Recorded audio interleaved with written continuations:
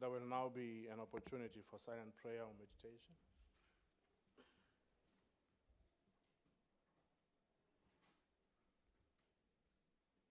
Please be seated. Where is your list?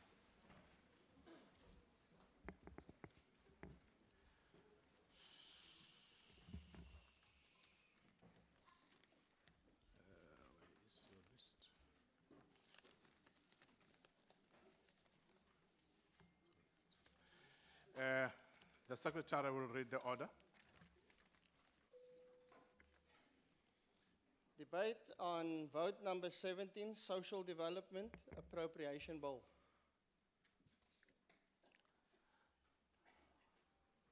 We will call the Honorable Minister of Public Service of Social Development.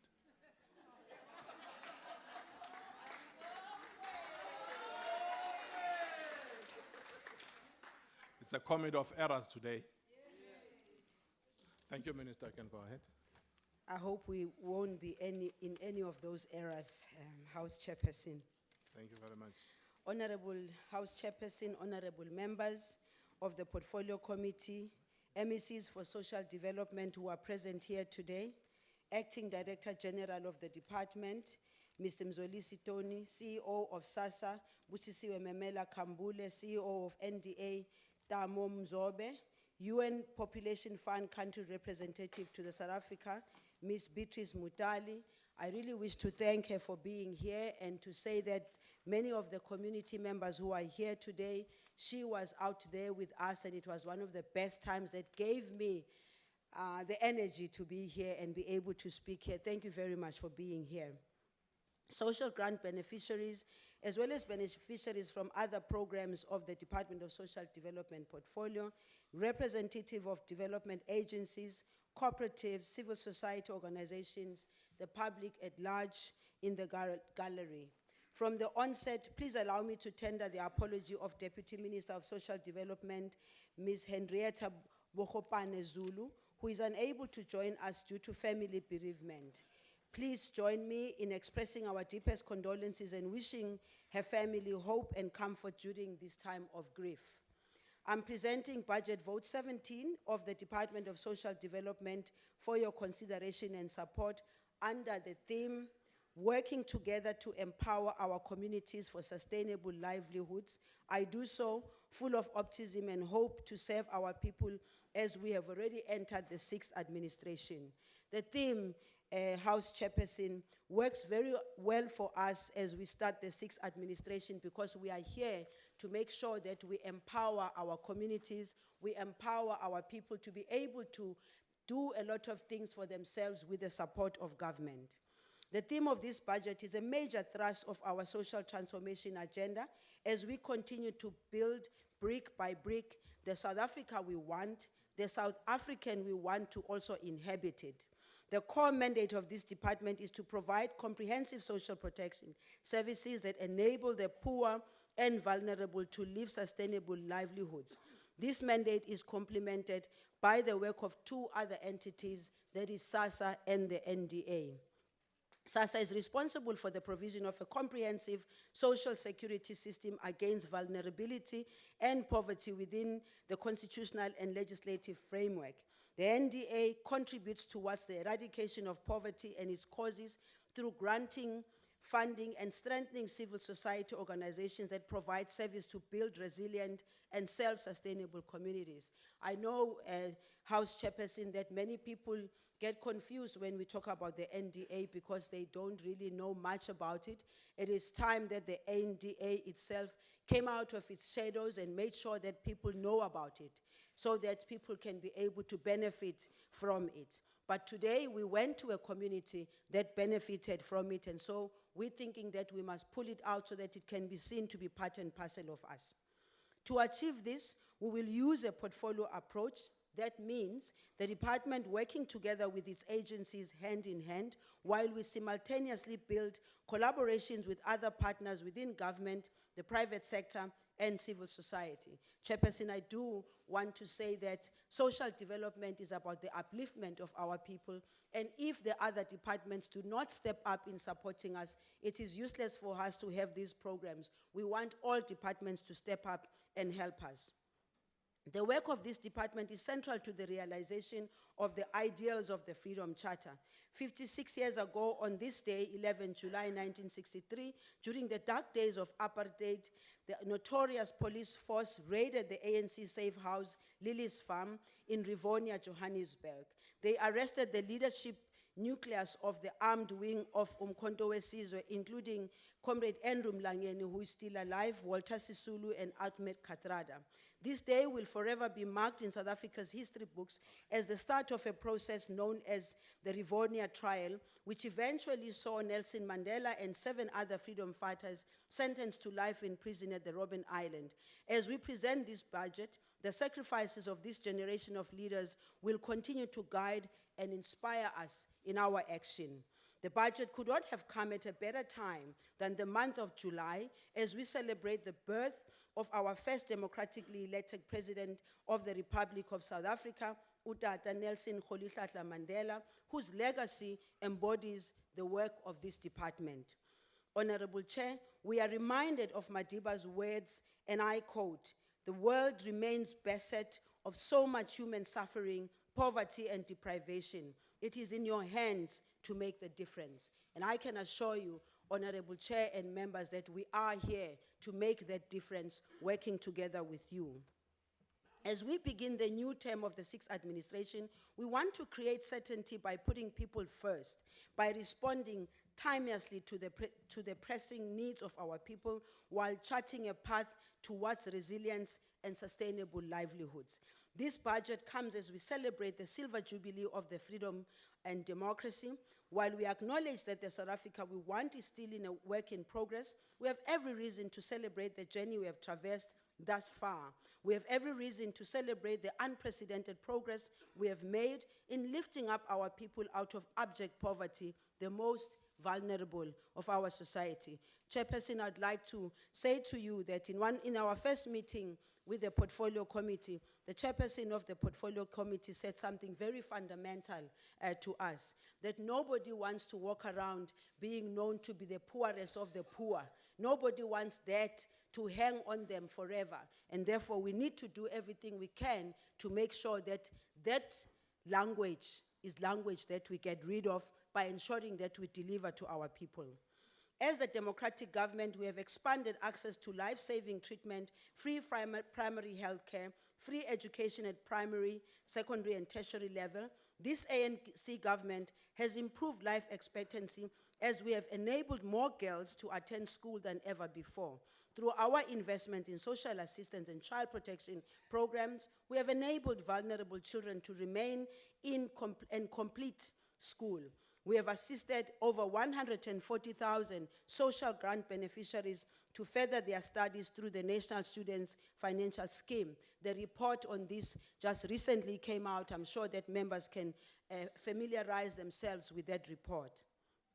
We do not take this success lightly. We are keenly aware of areas where we are still lagging behind, particularly today as we table this budget against a challenging economic environment. It is for that reason, Honorable Chair, that I said other departments, including economic development, must step up and be able to assist us, because if we grow the economy, it means the opportunity for our people will also grow. Given the foregoing, we remain cognizant that we cannot do everything at all at once, but we will do all that we can, and we will do it well. We will do it not because it is right, but also because sustainable development and livelihoods lies at the center at the heart of the work of the department.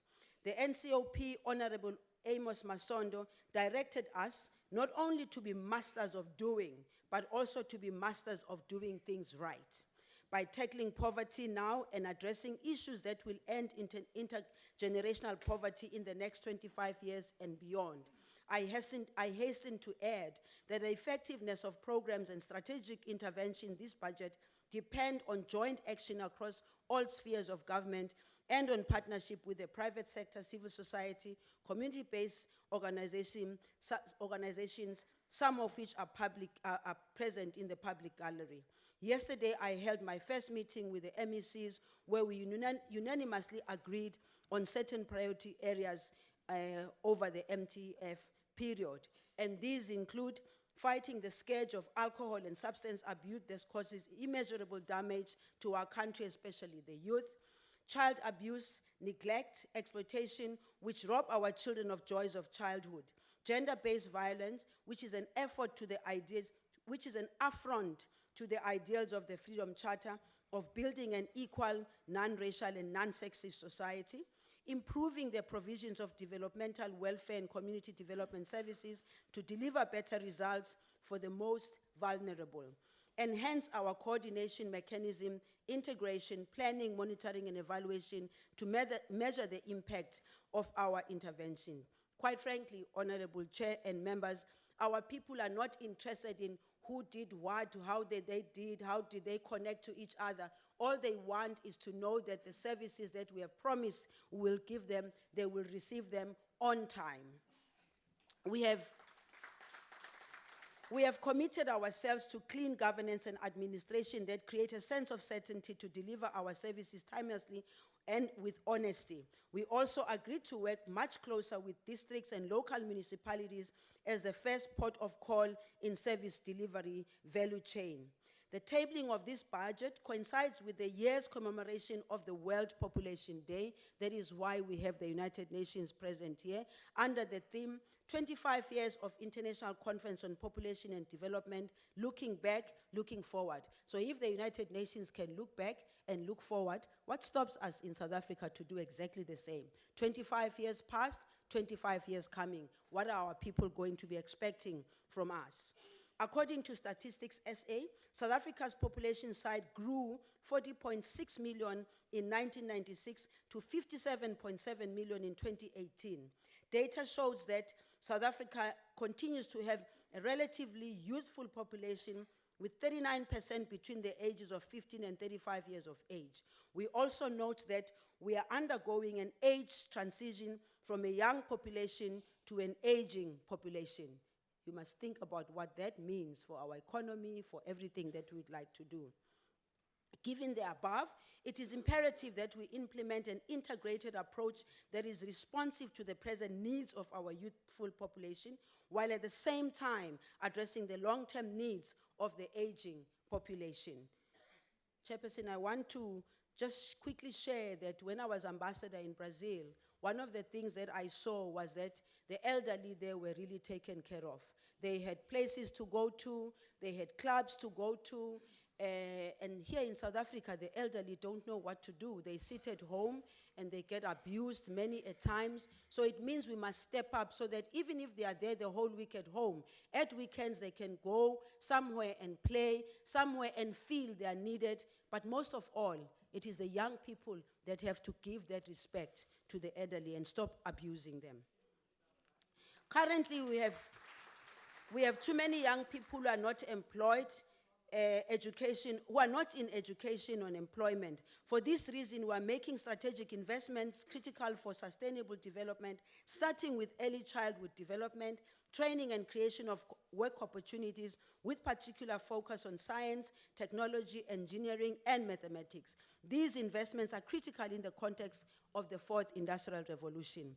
Honorable members, our youth development program is guided by the words of Mama Nomzamo Mandela, an activist, an anti-apartheid veteran, and pioneer social worker who said, and I quote, "The hopes of South Africa's future development lies in its youth, so it is important for us to give them that hope," close quote.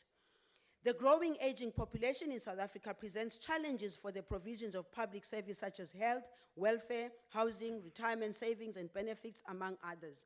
In this regard, we will expand programs that improve the quality of life and dignity of older persons, focusing on community-based care and support services. This includes active aging programs, preventing of elder abuse and income support, were encouraged by the work of the South African Elder Persons Forum, which continues to champion the rights of older persons.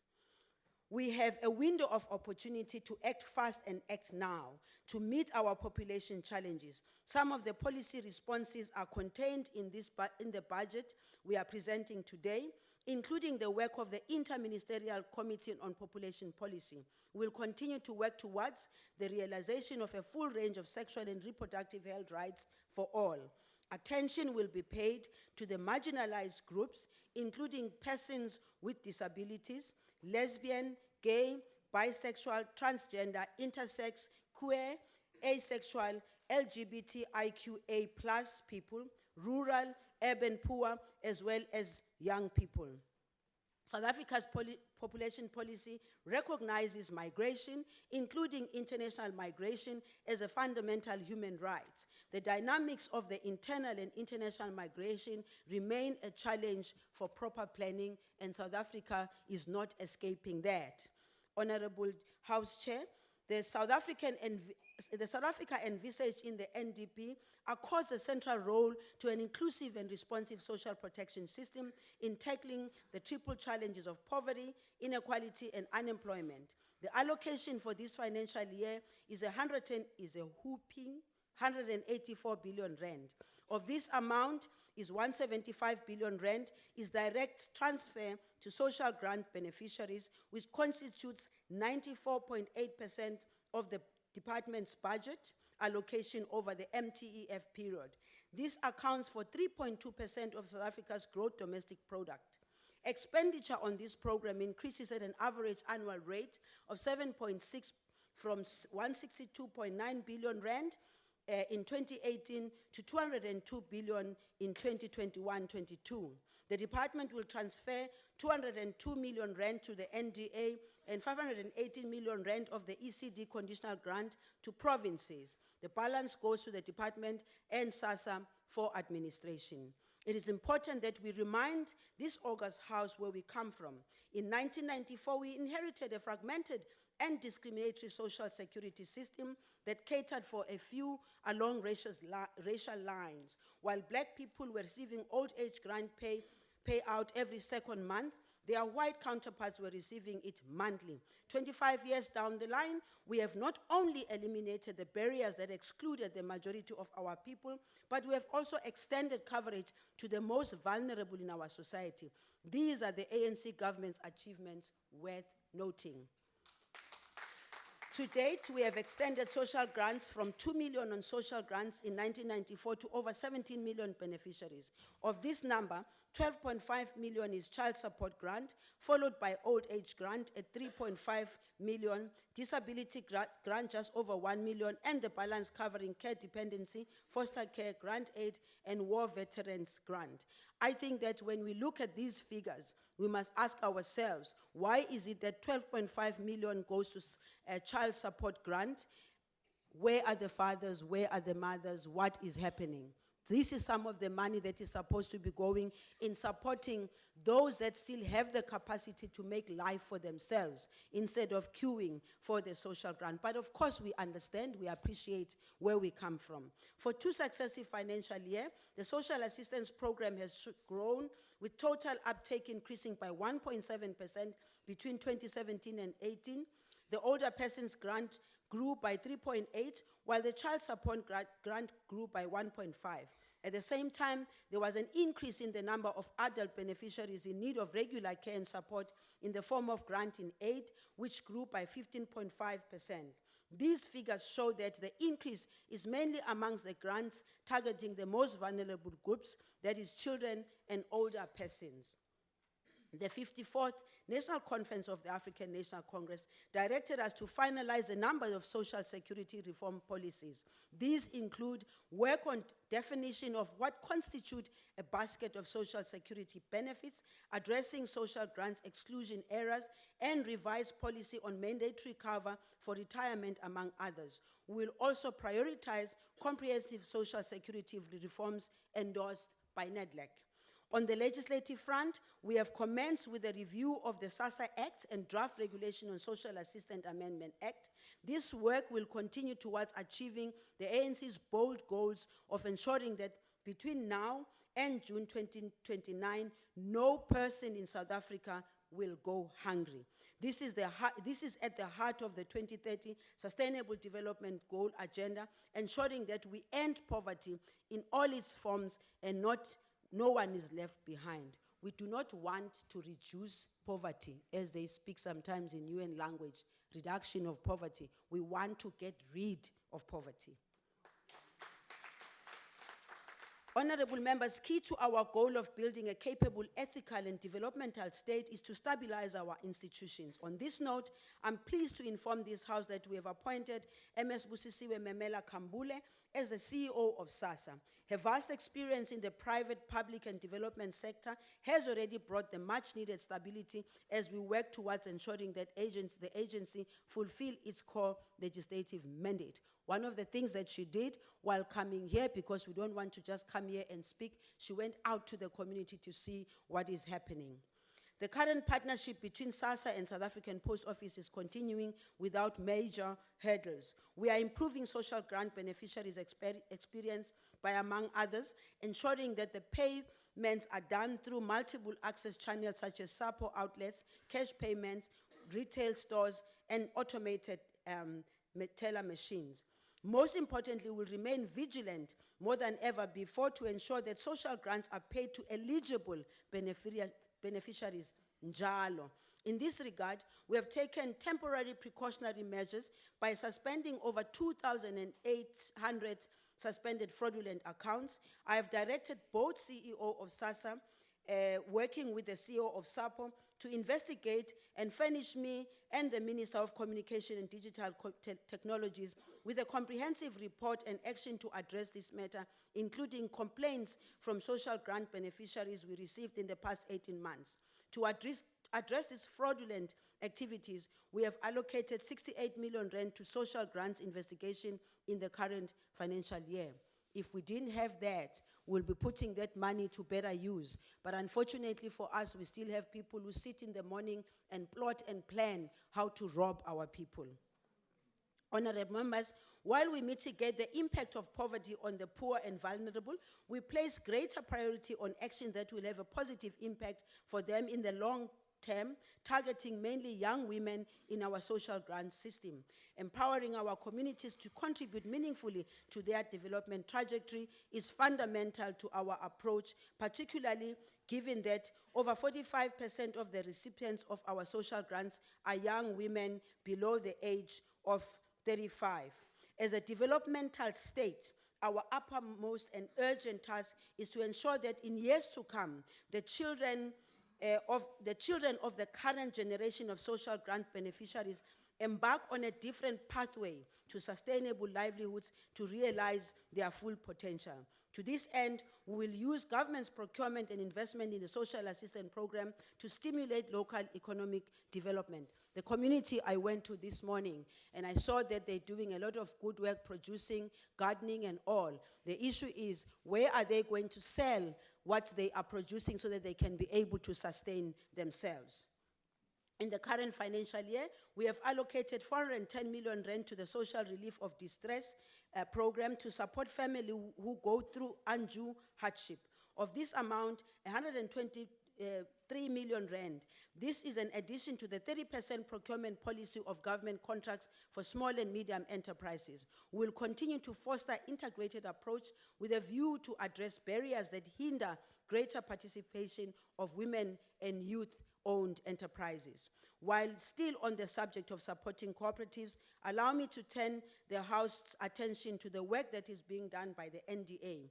Over the past 25 years, the agency has provided direct grant funding to civil society through community-based organizations to the value of 1.3 billion rand. Last year alone, the agency linked over 1,000 cooperatives to business opportunities to the value of 280 million rand. These cooperatives were linked to SASSA's SRD program. We acknowledge the work of the organizations that are making a significant contribution to sustainable livelihoods in the war against poverty. This includes Mahani Gingi Social Entrepreneurial Network based in Athlone, which we visited this morning, and the Moyawe Kaya Peace Garden is one of the cooperatives funded by the NDA. These organizations are making a dent on poverty and transforming the lives of women, their families, and communities in which they live. Mahani Gingi has confirmed a contract with the Netherlands Embassy to provide some of their products to them, and I saw those products for myself this morning. Through these initiatives, we are setting up our people on a trajectory to throw off the colonial economic shackles. The paraphrase is Talwande, former Nelson Mandela, our long walk to freedom and democracy was not just about gaining political power. While important, the attainment of political freedom does not and must not mark the end of a bigger fight that lies ahead. This is a fight that our generations must never shy away from. This is the fight for economic emancipation. Our people, our long walk to freedom was and continues to give the majority of our people the first and firm foothold on the ladder of economic opportunities towards sustainable development. Honorable members, we remain committed to accelerating the transformation of welfare services of the sector as a whole. The provision of developmental welfare to the most vulnerable is an integral part of our social protection agenda. Accordingly, we have commenced with a number of initiatives that we will table to Cabinet. Key amongst these is the White Paper for Social Development, the Social Services Practitioners Bill, and the Drug Master Plan. The finalization of this work will enable us to begin to implement key recommendations of the Ministerial Committee on the review of the 1997 Paper for Social Welfare. These include the demand and supply for social service practitioners, resources allocation, establishment of enforcement of simple, effective, and standardized data system, to name but a few. Once completed, the White Paper for Development Social Welfare will culminate in the Social Development Act. On the related matter, the supply and demand model for social service practitioners have been approved with concurrence by key departments and partners. This model is key in focusing future needs and demands for both services and categories of social service professionals in the form of social workers, auxiliary social workers, community development practitioners, and child, as well as child and youth caregivers. I know that the issue of social workers is one of the most painful ones, because when we go to our communities, they are complaining about the fact that the social workers are not adequate. In the schools, there are not enough social workers. One of my comrades, Mbalula, the other day, Minister Mbalula, Honorable Mbalula, said to me the other day, Thank you very much, Honorable Minister. Just to conclude that quotation, I'll carry it to the next. Thank you. I'll get it. You'll get a chance. you. Thank you. Honorable Kongubele will be the next speaker.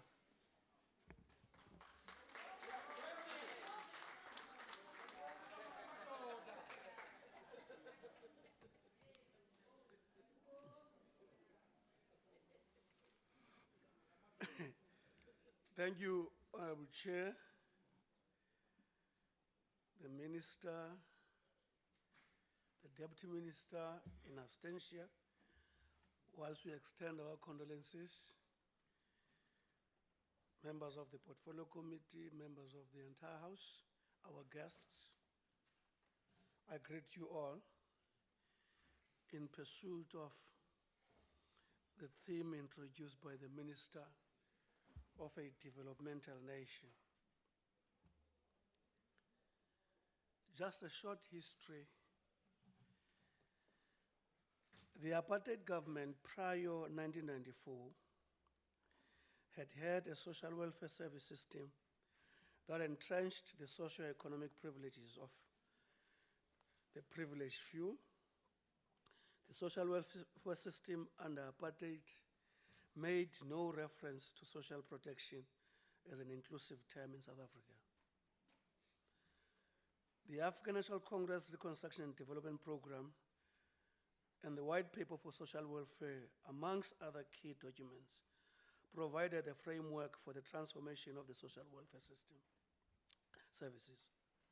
A developmental approach was applied in the transformation of social welfare services and transpired within confines of the Constitution of the Republic of South Africa, which envisioned a more inclusive, equal, and caring society.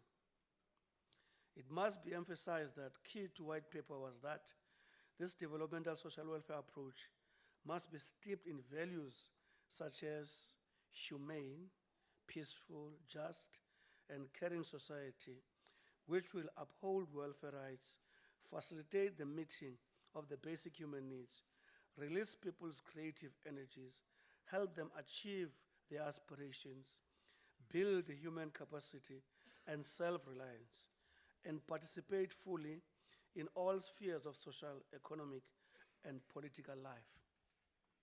The aim was to meet the basic needs of all people in South Africa by transforming the entirety of society. Fundamentally, introduced through the developmental social welfare approach were interventions that redistributed resources and benefits with the objective of empowering disadvantaged groups and raising the general welfare of society.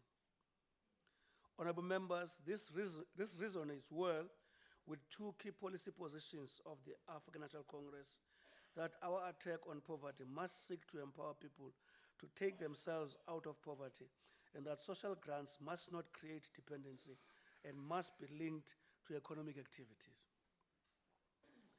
Over the past 25 years, the government approach to social developmental welfare has been anchored on empowering our people to help themselves and becoming independent. South Africa's commitment to social cohesion is reflected in the government's expenditure on this item since the advent of democracy. We reaffirm these principles in the assertion through the manner in which the vote has been allocated. Honorable members, in reaffirming the government's commitment towards social protection, we have put in place safety nets to protect the poor and the most vulnerable.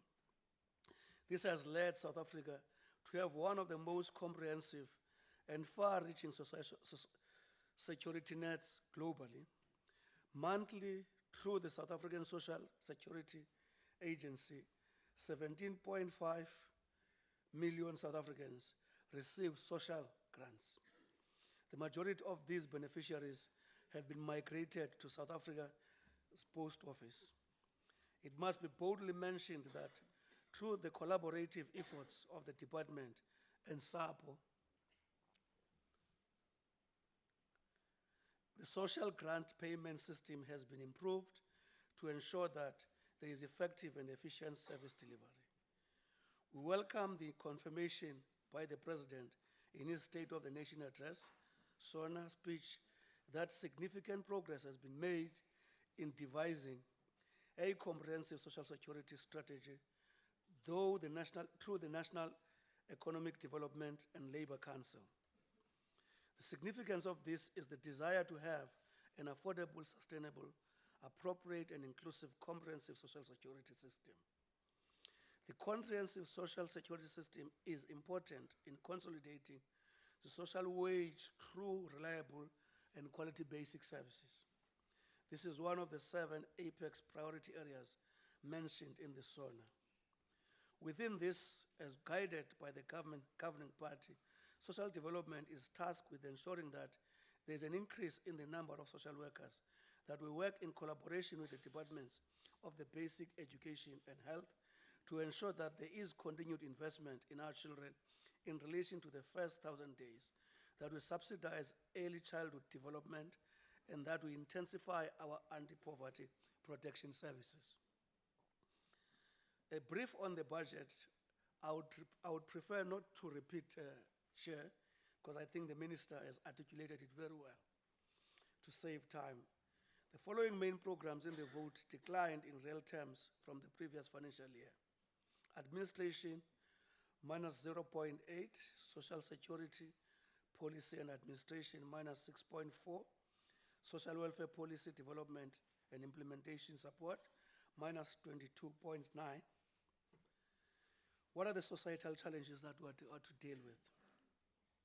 This vote comes at a time when the South African society is confronted by a myriad of challenges which have to collectively to be resolved.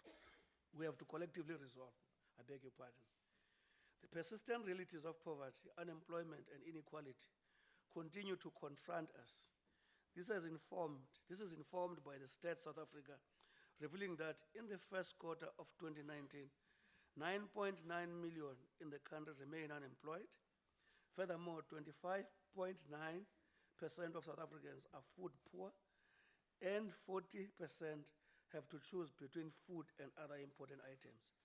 The Eastern Cape, KwaZulu-Natal, and Limpopo are the three poorest provinces, whilst Gauteng and Western Cape are seen to be the wealthiest. The Gini coefficient of the country is at 0.68, whilst inequality is highest amongst Black Africans at 0.65. Key to all these, honorable members, is the fact that we thought we need a minister to acknowledge that the tone you have set is actually saying to South Africans, no human being is inherently poor. People are born under conditions of poverty. You've taken a mental attitude to conquer those conditions. And in so doing, in my closing remarks, I want to say, your approach, which is actually supported by the collective that has been demonstrated between the department and the committee. What is exciting in our committee is that we have taken a spirit of combating the scourge of poverty as South Africans. And the spirit of unity is there, and we have promised the minister that when we are robust and clinical, it will be under conditions of clarity, not under conditions of confusion.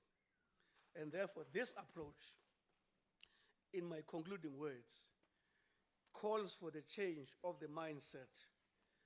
A mindset that helps do the following: eliminate the sense of feeling poor, open our eyes into our individual human potential, see possibilities in our human space, thus invites into our hearts and minds desire to live across all ages, liberate ourselves from the victimhood of the past to the conquerors of its legacy. We support this vote. Thank you, Honorable Member. Honorable Masango, invited to the podium.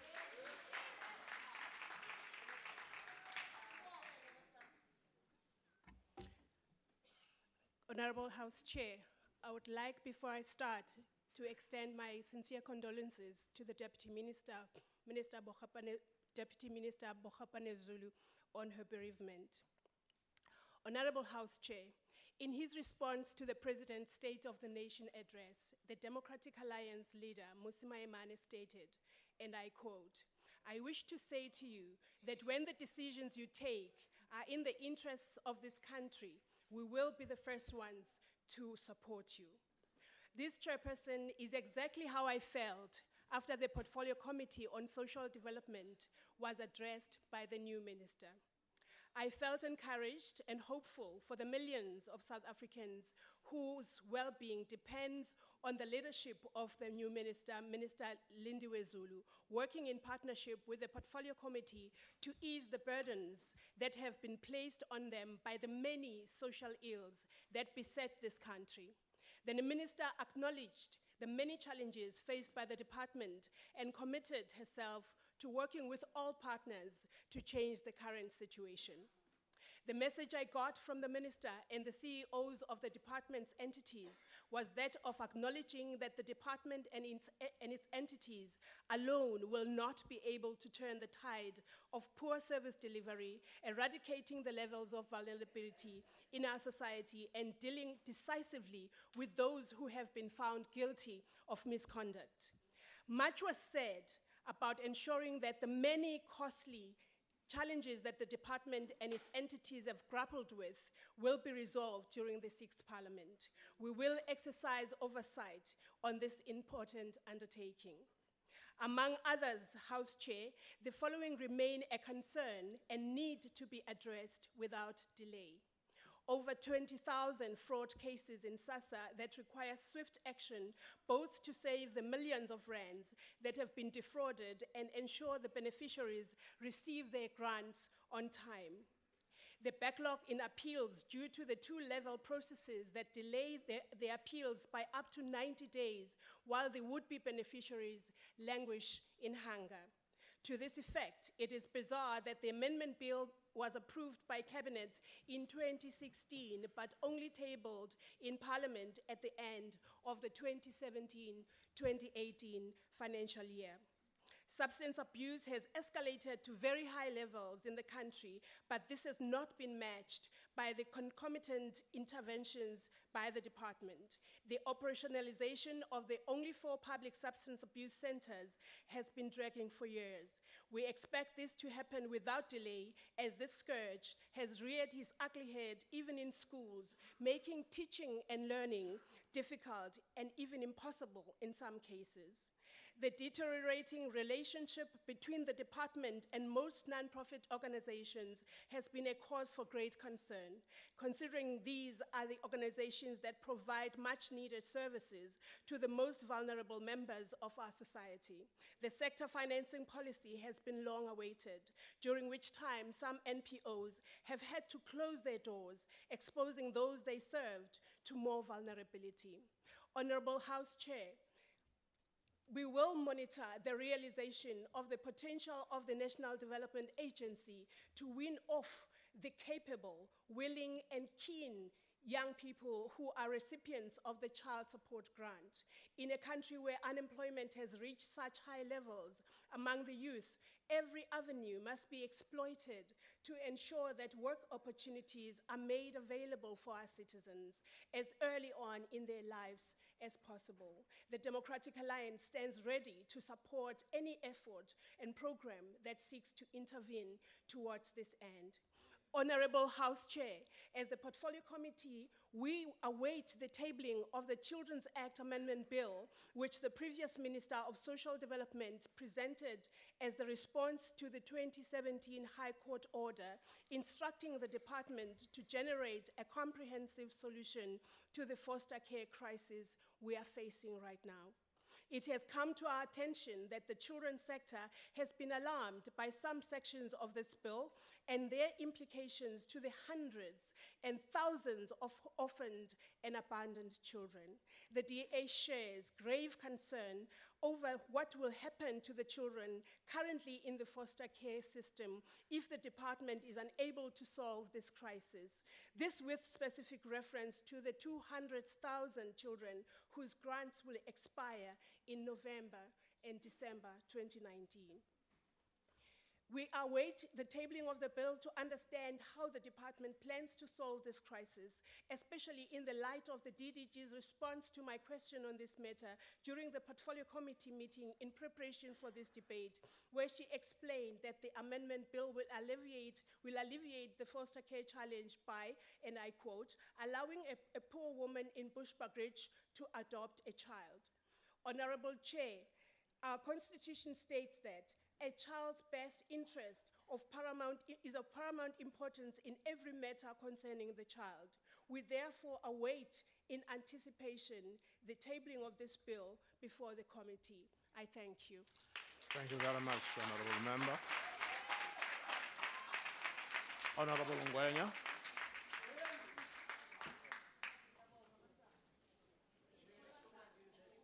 Well done, Bridget. Sorry, Ella.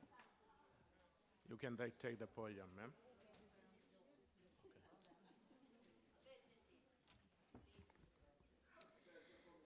Thank you, Chair. I greet you, honorable commissars and fighters. I greet you, South Africans. The primary mandate of the Department of Social Development is, and I quote, the provision of comprehensive, integrated, and sustainable social development services. We are a country and people traumatized by centuries of dispossession, violence, poverty, and landlessness. That is why the Department of Social Development has such an important role to play, because if we want to develop this country and build a nation and people that is proud of itself and its achievements, we need to support the social development of our people. Because currently, the social fabric of our society is collapsing. Youth up and down the country are hooked by substance abuse, and the worst of these substances is nyaupe. Nyaupe is killing our youth, and without a youth, there will be no future. We must declare a war on nyaupe and other drugs, such as tick. For this to end, the Department of Social Development must begin to work with the departments of police, health, education, sports and recreation to develop a joint program that will allow us to tackle the drug epidemic. In this fight, Honorable Chair, against substance abuse, a key role the department can play is providing rehabilitation centers across the country. Our young people who are hooked on drugs must be able to find a space in our society where they are able to properly recover from their addiction so that they can once again be integrated into society and become functioning and productive members. That space must be created by this department and must be in the form of good quality, well-staffed and well-resourced rehabilitation centers. But rehabilitating people once they are hooked on drugs is only a short-term solution to the problem. The more long-term approach this department can take is by training and deploying social workers across our country. We need to have social workers and counselors in our schools, our hospitals, police stations, orphanages, universities, TVET colleges, and in workplaces. It cannot be that throughout the country, the South African Police Service only employs 114 counselors and only 200 social workers. It cannot be that schools, TVETs, and clinics do not have social workers. Our people, particularly women and young people, experience the trauma of poverty, violence, unemployment, and dispossession every day. If they do not have a way to progressively deal with this trauma, they will obviously turn to drugs or become suicidal. Young people are dying every day because of mental health issues, and for this issue to be addressed properly, social workers and counselors need to be deployed everywhere in South Africa. If this department does not ensure the expansion of the social worker program, our young people will continue to die and suffer from drug abuse and mental health issues. On the issue of social grants, Honorable Chair, we have always maintained the principled position that the current allocation for social grants is simply not enough. We cannot expect 17 million South Africans to live off these meager grants. That is why they must be all doubled. But on top of that, municipalities cannot be charging families surviving on the social grants for utilities. Any individual who relies on a social grant should not be required to pay for electricity or water. It is ridiculous and shows an alienation from the struggles of our people that this government expects people who receive these social grants to pay for water and electricity.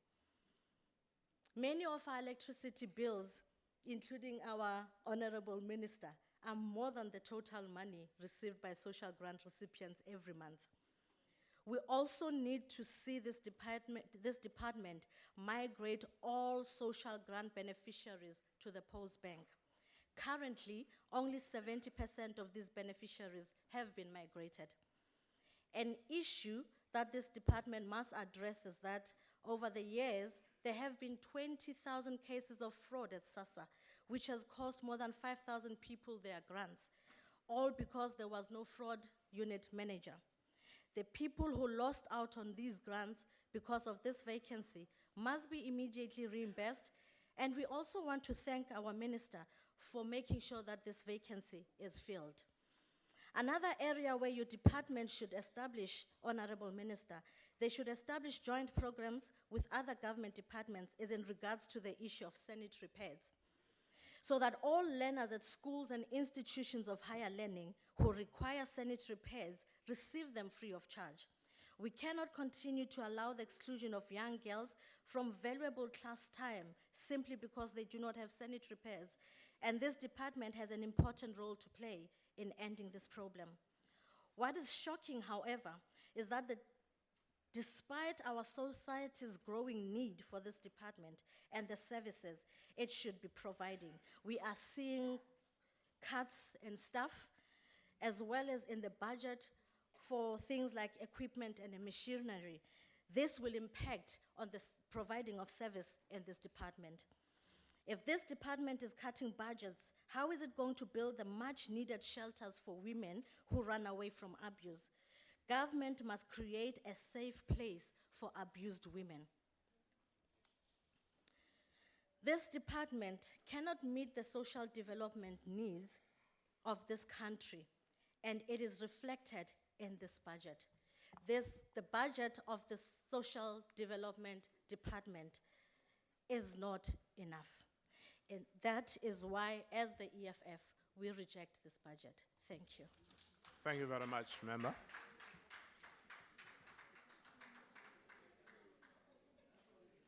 Honorable Funnel Melville.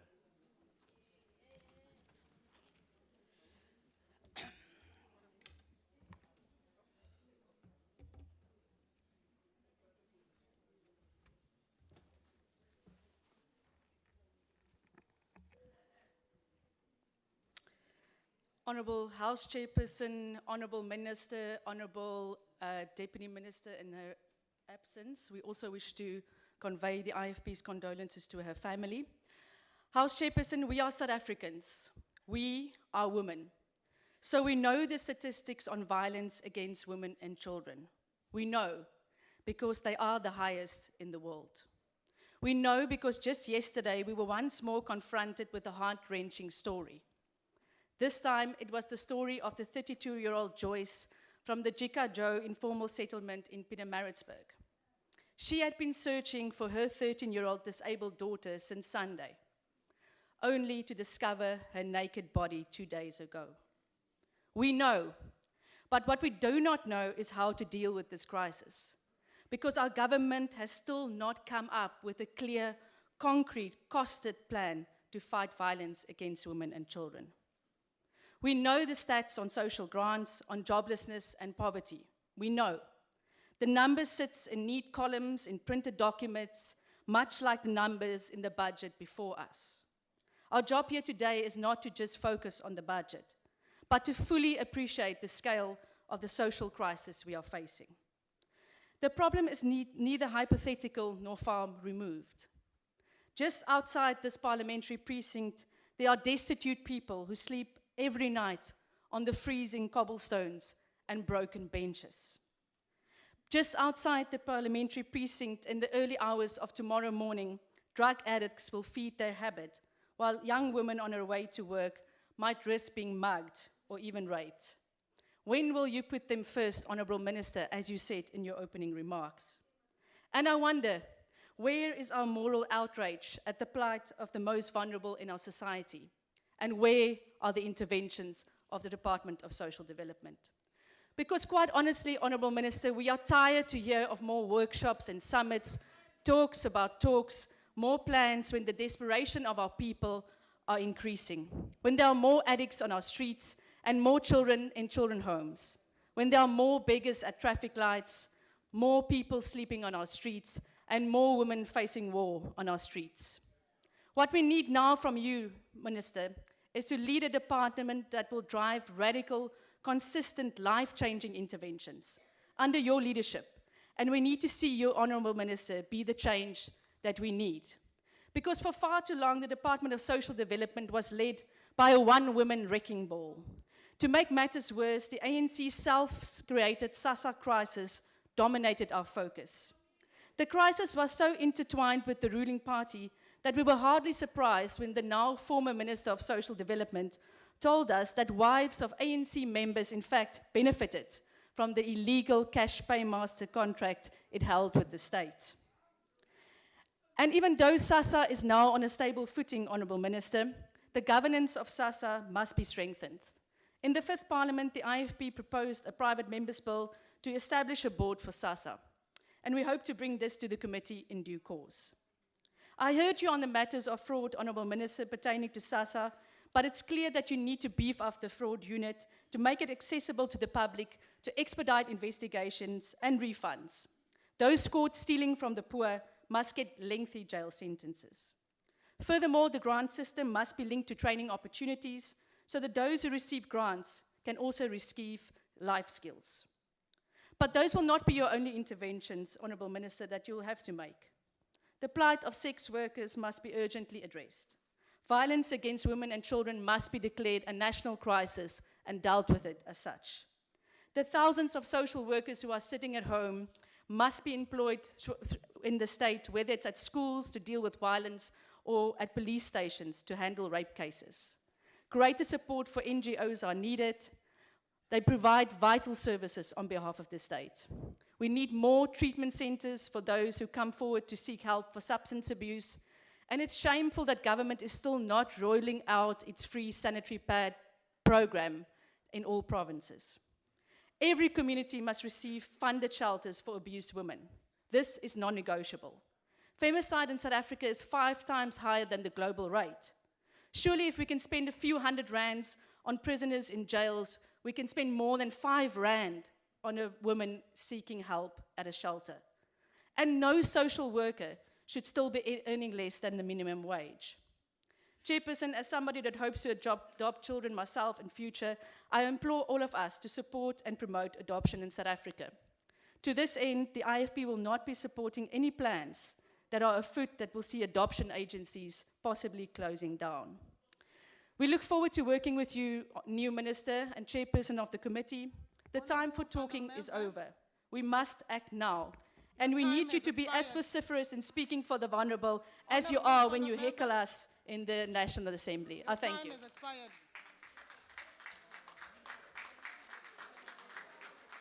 We now invite the Honourable T. Beard.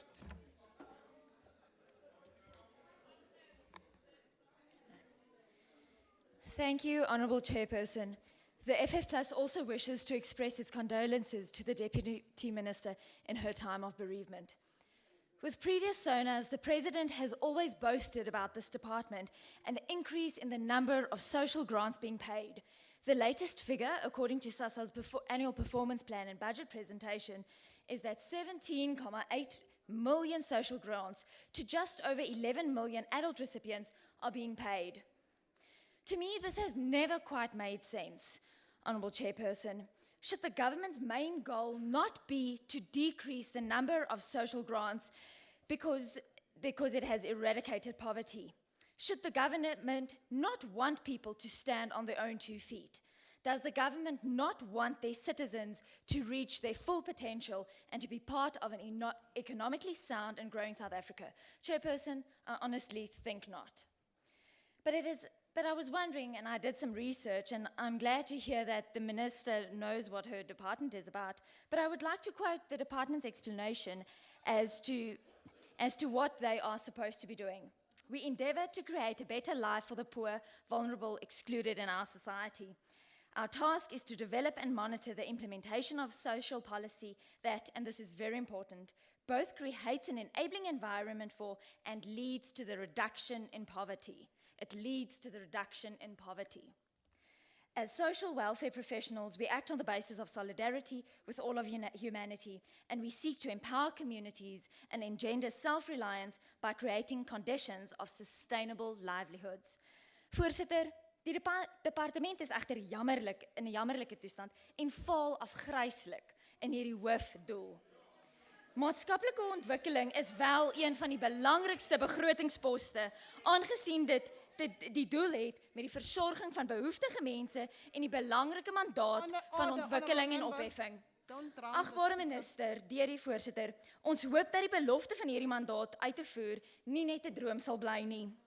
Indien die werklike maatskaplike en welsynsbehoeftes van Suid-Afrika in ag geneem word, is dit duidelik dat hierdie begroting en die teikens geherprioritiseer behoort te word. Voorsitter, die departement het 'n strategiese verpligting om opheffings en ontwikkelingswerk te doen. Ons kan nie bekostig om slegs 'n welsynsstaat te wees wat miljarde rande aan welsynstoelaas bestee en nie die werklooses en die armes werklik ophef deur geïntegreerde projekte wat onderwys en werkskepping bevorder nie. Vroeë kinderontwikkelingsprojekte is ook hier baie belangrik. Baie van hierdie projekte faal egter weens wanadministrasie en wanbesteding van fondse.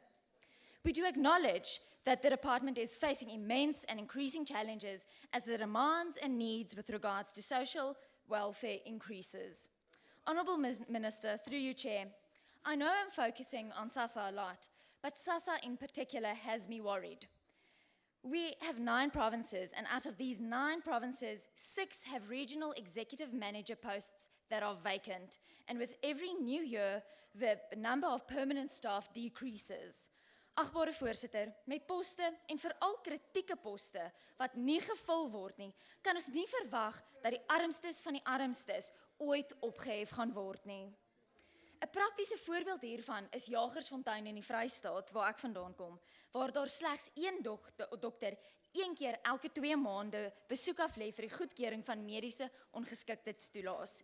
Hierdie 1 dokter kan nie by al die mense uitkom nie en word meeste van die persone wat kwalifiseer vir ongeskiktheidstoelaas weggewys.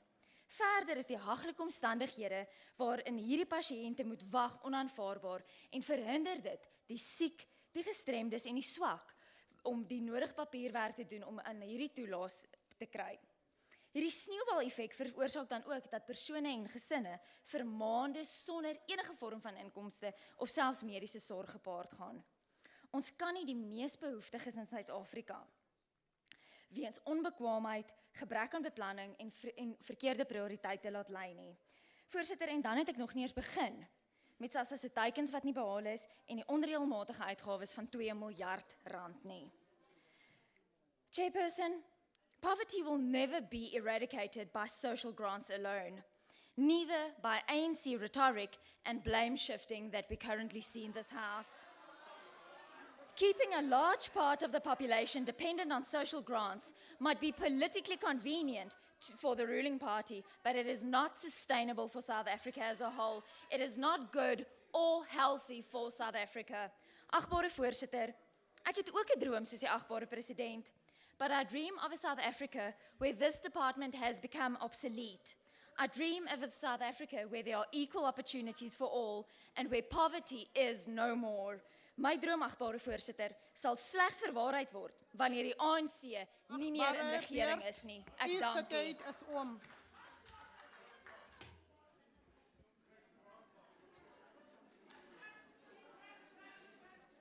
Order, honorable members. We now invite the Honorable M. Sukas.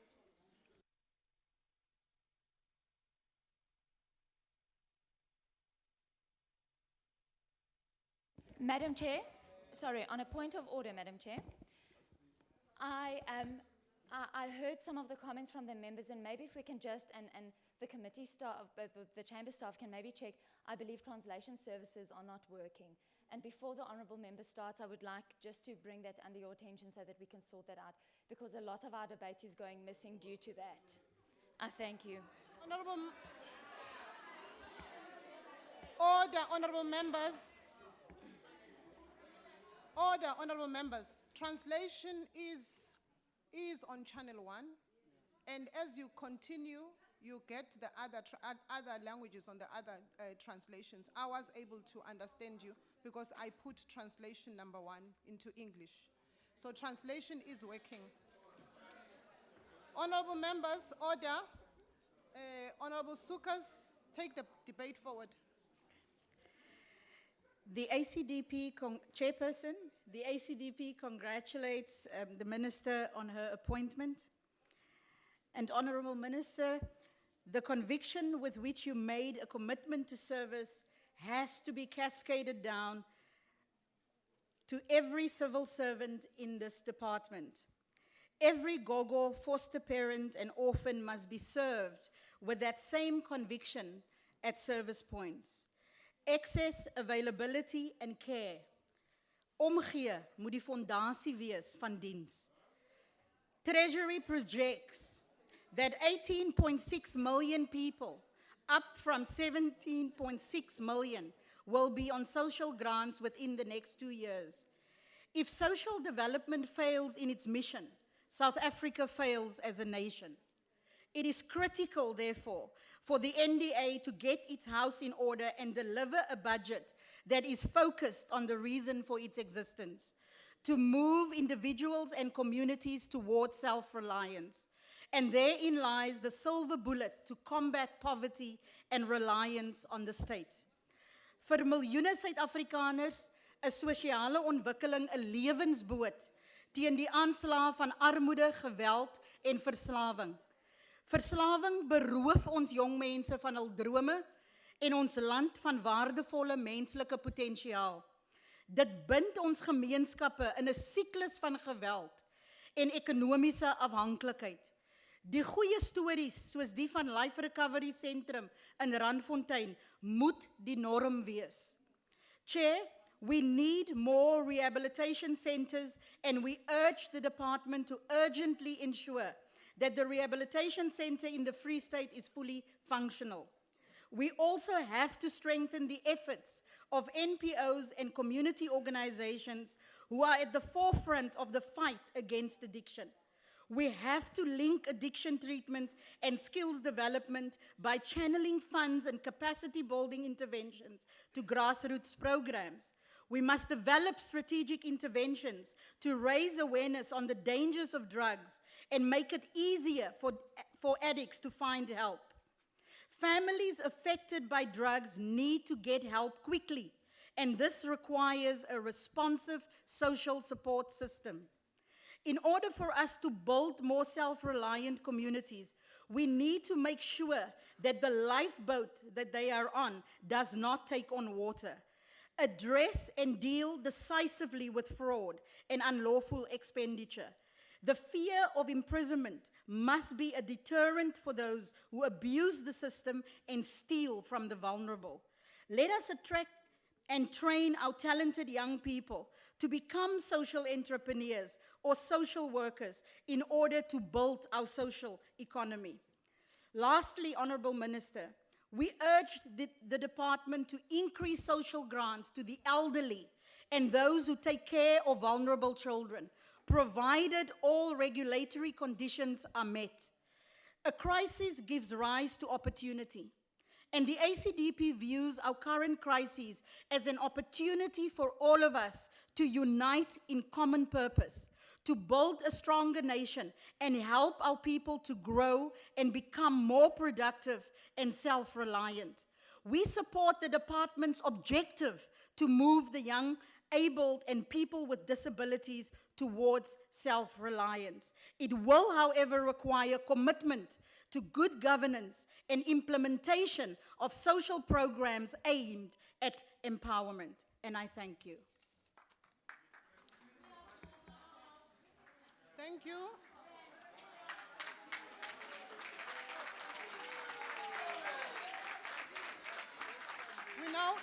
We now invite the Honorable Mpambo Sibukwane.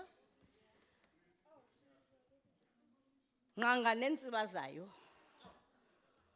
Ukusilela kwesebe lophuhliso kwisicwangciso lushiya uninzi lononhlalonhle bezizithwala zidanga eziswele imisebenzi. Mhlali ngaphambili ndivumele ndithi kumphathiswa oyena mba otshisa ibunzi kwelisebe lophuhliso kukungafunxwa kononhlalonhle. Noxa urhulumente esityande igila ngezigidi-gidi bafundisa belulutsha. Ngonyaka ka-2018 urhulumente uthembise ukuba liza kwenyuka inani lisuke kula 3,800. Ngoku kusemva konyaka elinani lisame ndawoninye. Nguthemba mqala uzawuginya. Urhulumente usasibambise isila sehobe. Njengesizwe siqubisana neziyobisi notywala, oonontlalontle abanesakhono bahleli emakhaya endaweni yokunceda uluntu. Oku akubonisi mchina koko ukungazithembi kolutsha kwaye ilahleko yemali eninzi kweli sebe. Singaqinisekisa njani ukuba sityale imali nezakhono ezizizo kulutsha lweli xa bengaqeshwa ngurhulumente wethu. Mphathiswa, nangona isebe limeme onontlalontle abangaqeshanga abanesidanga ukuba mababhaliswe kweyokwindla 2019, uninzi lwabo alikaqeshwa kunanamhlanje. Uphando luthi baphanga phansi kwe-4,000 abaxhamle kukufundiswa ngurhulumente, kodwa kungoku nje abakaqeshwa. Eli nani licalula abazifundisileyo.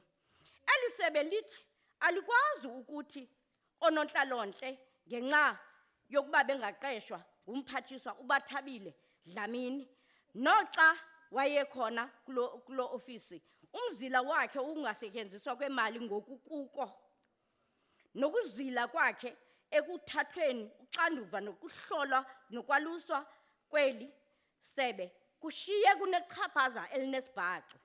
What we need from the government is an update of its current registration procedures on the National Development Band, which envisions the employment of social workers as part of the 55,000 social service practitioners by 2030. Exactly how is the government planning to achieve this goal? And even though the government-funded graduate may be prioritized, how does the government plan to incorporate those graduates who have been privately funded? Mhlali ngaphambili, iziyobisi nokuhlolwa kwamaqumrhu angekho phansi korhulumente i-NGOs.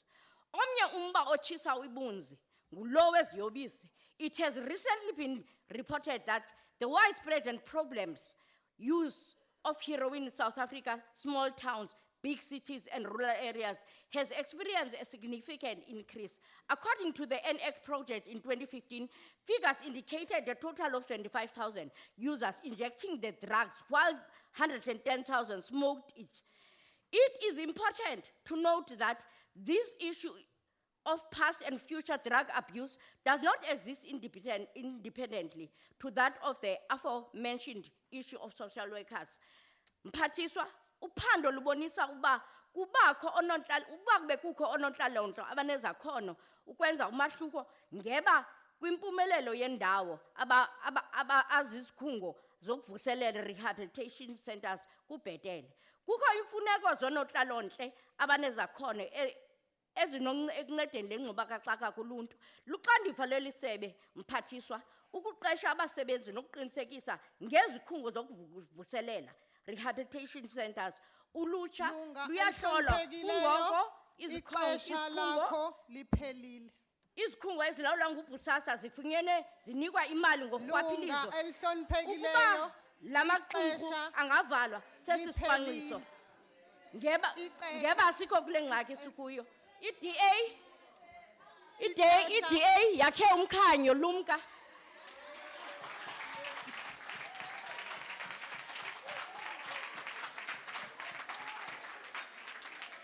Thank you, honorable members. I now invite the Honorable MD Stock to take the debate forward.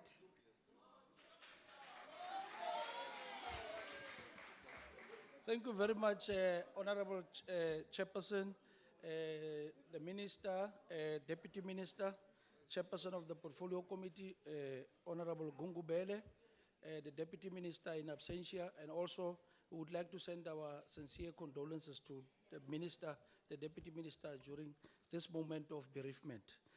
Honorable Chairperson, the ANC rises in support of Vote 17 of social development.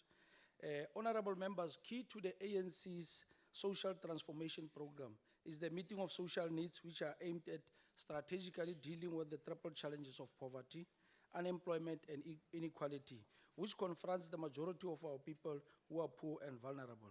Honorable member from the Freedom Front Plus earlier came to the podium and made some irritating sound bites from this podium. And we cannot really leave this podium without clarifying that, but we also take note of the fact that the honorable member is indeed a new member of this sixth administration. Whilst we acknowledge the fact that we are all new, irrespective of whether you were there in the sixth honorable members or in the fourth, we are all new. We must be able to allow honorable members also to learn the rules of this parliament and not being too much in a rush. Because sometimes, you know, the disadvantage of being in a rush is that you'll end up collapsing on your own. Without being pushed to collapse, you'll end up collapsing on your own.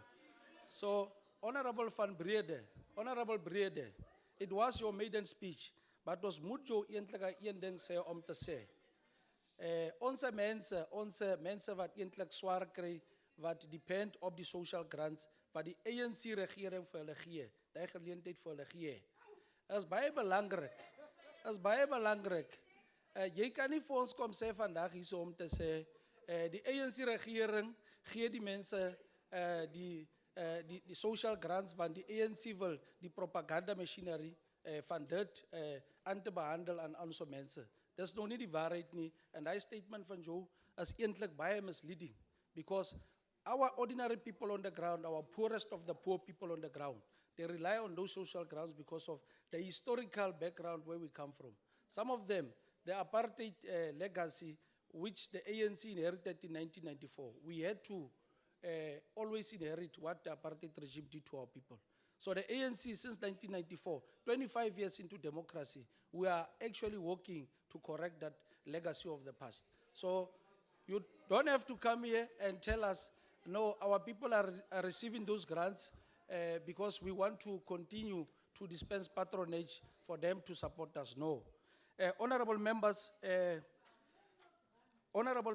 I think it's also important to indicate that we remain committed in ensuring that a decent life is created for our people through the ANC-led government, through the budget which was presented earlier on here by our Honorable Minister.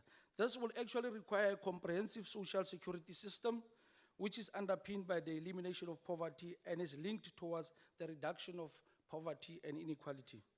This is particularly important as the key outcome of the social transformation goal of the ANC seeks to ensure that the restoration of the total human dignity for all South Africans is being achieved. The ANC social protection policies and program over the last 25 years have commendably enabled millions of our people to change their livelihoods for the better. However, we are aware that challenges still persist, and we'll work with the department and the entities of the department to ensure that our people receive the dignity that they deserve. And, also their dignity has been restored through the budget which was outlined earlier on by the minister. Let me also take this opportunity again, honorable members, because I've actually picked up a few issues which we actually need to clarify and respond to. And one of them is the issue of the social worker scholarship and funding. The awarding of bursaries to young people has enabled the department to recruit, train, and deploy the youth to work in the social services sector. As a result, implementing the social worker grant at the national level has reached the zenith of its success, which has led to the department to transfer this responsibility to the different provinces. Provincial social development departments will now have a responsibility of employing social worker graduates in the different provinces. This means that actually 678.5 million over the medium term has shifted from national to the provincial departments to facilitate this process from the 2019-20 financial year. It must be highlighted that through the department's social worker scholarship program, 632 social work graduates have successfully completed this program. This has enabled these social work graduates to deliver services to most needy and vulnerable. The department will in 2020-21 financial year support 1,046 students to complete their studies through social service scholarship. Honorable members, it must be noted that this is a decline from the current, number due to the reprioritization of the funds. On unemployment and social work graduates, we note with serious concern the number of unemployed social worker graduates and request the department to continue with the haste in collaboration with the departments to ensure that the absorption of those social workers are actually being implemented or prioritized. The challenge, honorable members, which we have to urgently pursue is that even when with these pursued interdepartmental collaborations to absorb social worker graduates, there is no funding to address this challenge. It is not a priority for this department. We cannot emphasize how important this profession of social work is, particularly in these current times in school and in our communities. And then regarding the vacant post, which was also raised by one of the honorable members, we know the cost containment measures that National Treasury has put in place, which have reduced the program budgets, all due to the current economic climate. This, however, honorable members, has led to several posts in the department remaining vacant for a very long time, which directly affected the department's ability to fulfill its mandate and strategically intervene in addressing the triple challenges. We encourage the department to ensure that the available resources are optimally used, not to only prioritize the most critical posts, but towards getting the basic rights to ensure that with the minimum resources, optimal service delivery is actually being prioritized. On SASSA, we are in support of the strides being made at SASSA to address these challenges that the entity confronts. We are encouraged by the proactiveness to turn the entity around to ensure the effective and efficient administration, management of payment of social assistance to our people. And on social grants investigation and on social grants and fraud investigation, which was also raised, we welcome the efforts by SASSA, which it has already made in ensuring that 95% of the reported theft and corruption cases were finalized in March 2019. We remain committed about these renewed fraud cases, which target specifically our older persons. We urge SASSA to increase its pace on its turnaround time in resolving cases of fraud. We urge the unions to also work in collaboration with SASSA to resolve the implementation of the biometric system, which in particular will be able to deal with the challenges that the system confronts of fraud, people changing identity, the bank accounts of people, and robbing the poorest of the poor. Honorable members, the ANC has resolved that there should be a comprehensive strategy that coordinates and monitors the protection of vulnerable groups, which must be resourced to ensure that these vulnerable groups are always protected at all times. We remain committed in our policy position as the ANC that social transformation must always empower our people to lift themselves out of poverty and change their lives for the better, whilst ensuring that a safety net is provided for the vulnerable. It is through this budget that our people will be able to move and migrate from the situations that confront them of poverty, unemployment, and inequality. As the ANC, we support this budget vote. Thank you very much.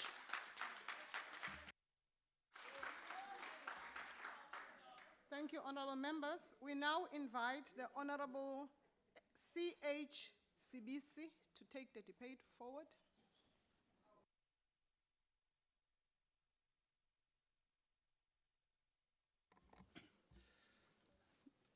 Honorable House Chairperson, Honorable Minister, and Honorable members, the NFP welcomes and supports budget vote of the Department of Social Development. House Chairperson, we have over 30 million people living below the upper bound poverty line. Most affected by these are women. Female-headed households mostly feel and experience poverty. Women and children suffer a great deal in these circumstances. We are considered one of the most unequal countries in the world, and yet the gap between rich and poor is increasing. The Department of Social Development must find a way to assist those unemployed social workers. The NFP welcomes the intersectoral policy on sheltering services. The homeless avoid making use of the sheltering services in the place due to the harsh conditions of many of these shelters. Chairperson, we need to build more shelters and improve those in place together with NGOs and civil societies. Minister, as we walk up to Parliament, we cannot avoid the amount of homeless people sleeping on the doorsteps of local shops. The finding presented by the Commission on Gender Equality, Systemic Investigation Report of Shelters that accommodate victims of violence give us a clear indication that serious attention must be given to those issues. Chairperson, the Minister in the report highlighted the need for SASSA to have a board through the amendment of the Act. The NFP supports the implementation of a board. However, the selection process must be thoroughly scrutinized and closely monitored. We must elect board members that will restore the people's trust after the unfortunate failures of the past administration. The NFP agrees with the minister's decision to integrate entities to eliminate groups working in silos in order to achieve a common goal. The NFP believes that social entrepreneurship training must be provided to all underprivileged communities. In the report, the minister aims to change the narrative of the department from just a grant-giving department to a self-development channel. What better way than to create entrepreneurs that can assist with alleviating poverty and create healthy working communities? We must empower our communities through skills and training. The department must provide a variety of programs that can assist people in becoming self-reliant. Thank you.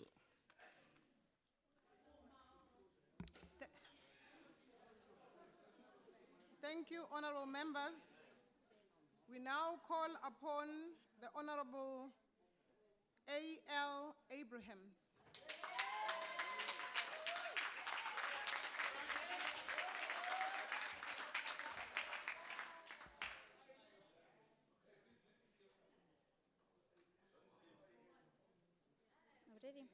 Honorable Minister, Chairperson, ladies and gentlemen. Minister, on the 29th of June, an 8-month-old baby was sexually assaulted on the Cape Flats. There is little doubt left that social ills such as substance abuse and domestic abuse are rapidly increasing and our families disintegrating. Social work graduates signing up on your database is not a job. They are still sitting at home. Get these social work graduates that your department spent millions on into our communities and give these graduates back their hope and our children their innocence. Our country's GDP is not growing, and this will only increase the number of South Africans in need of social assistance. Spending 184 billion this year means absolutely nothing to the person on the street with no education, no food, no job, and under this ANC government, no future. These billions of rands must contribute to a long-term, sustainable solution for a better South Africa, not a growing dependency on state welfare. Single mother Patricia Davids of Alsies River was shot and paralyzed, confining her to a wheelchair. She lives in a shelter with her 13-year-old daughter. Ms. Davids is grateful for the grant, but she says it is simply not enough to cover their basic needs. Social grants are not meant to be Mrs. Davids and her daughter's way of life. It's meant to be a means to an even better one. The first 1,000 days in a child's life is the most crucial, yet what is 440 rand a month supposed to cover when part of that money must still be used for electricity and food for the rest of the family? In October, this amount will increase by 10 rand. Minister, how is 10 rand an investment in our children? The DA's plan to increase the child grant to an objective measure, what it actually costs to feed a child, that pregnant mothers are pre-registered so that when their baby arrives, they will have the necessities. SASSA's 162 billion spent on grants this financial year is meant to improve the standard of living, but the grant amounts are not enough to get our people out of poverty, merely enough to keep them alive. Minister, how are you going to eradicate poverty when you can't even get SASSA officials to stop stealing the grant money, or the CPS and those ANC wives liable for the years of theft? Social development and its welfare system is supposed to be a safety net for all vulnerable. Instead, it has become a spider's web, capturing and paralyzing our citizens until they're exhausted with no way of escaping. Thank you, Minister. Thank you, Chair.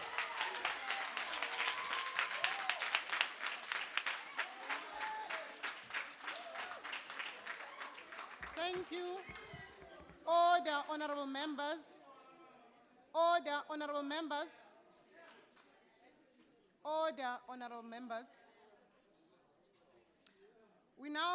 I now invite the Honorable N.K. Bilankulu to take the debate forward.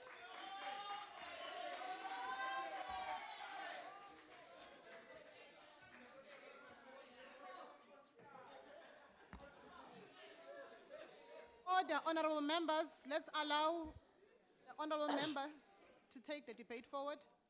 Mutshami wa xitulu, Holobye wa Ndzawulo, mupfuni wa vona hi ri chavelelekani eka xiyimo lexi mi nga ka xona. Ingaku xikwembu xa matilo xi nga mi pfuna ku hundza eka xiyimo lexi mi nga hlangana na xona. Eka vachaviseki hinkwerhu, eka maAfrika-Dzonga, va department, SASSA and NDA. Riperile. Ni lava ku rhanga ni swi vula amahlweni leswaku hi ri African National Congress hi supporta budget leyi. African National Congress a yi telangi ku vulavula switori. Mintirho ya vulavula.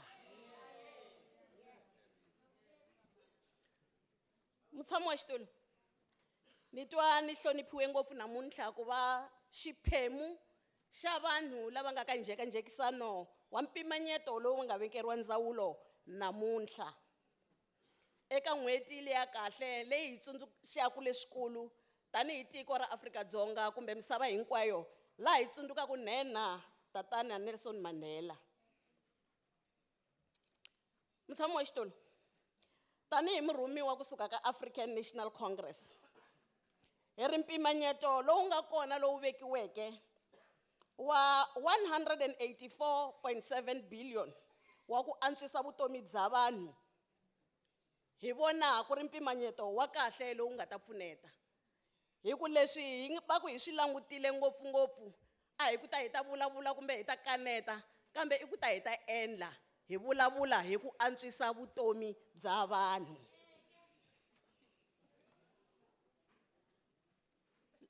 Leswi swi nga pimanyetiwa hi leswi swi nga ku vonake. Ni pfumela ku Afrika-Dzonga un'wana na un'wana wa swi tiva leswaku ku na vana lava kumaka mpfuneto ku huma aka ndzawulo leyi ya social development.